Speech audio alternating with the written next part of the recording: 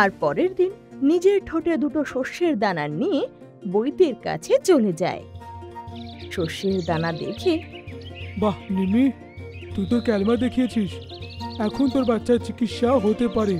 চল, আমি তোর বাচ্চাদের গিয়ে দেখে আসি। দুজন বাসায় চলে আসে আর বৈদ্য ওদের ওষুধ দেন।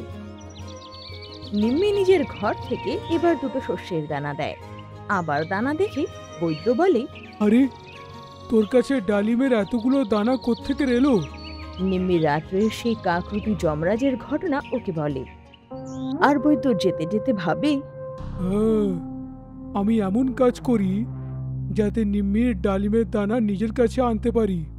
তারপর আমার পরিশ্রম করার একটুও দরকার হবে না। ও রাত্রে একটা প্ল্যান বানায় আর পরের দিন সকালে পাথরের গদা বানিয়ে গলায় ঝুলিয়ে দেয় আর নিম্মির ঘরের সামনে চলে আসে। নিম্মি, বাইরে আয়। তুমি কে? এই দেখ, জমের গদা। আমি যমদূত, তার বলাতেই এখানে এসেছি। ওনার আদেশ, তোকে যা ডালিমের দানা দেওয়া হয়েছে ফেরত দে।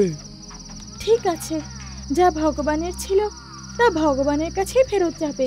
আমার বাচ্চারা এখন ঠিক হয়ে গিয়েছে। আরও সব শস্যের দানা ঘরের বাইরে রেখে দেয়।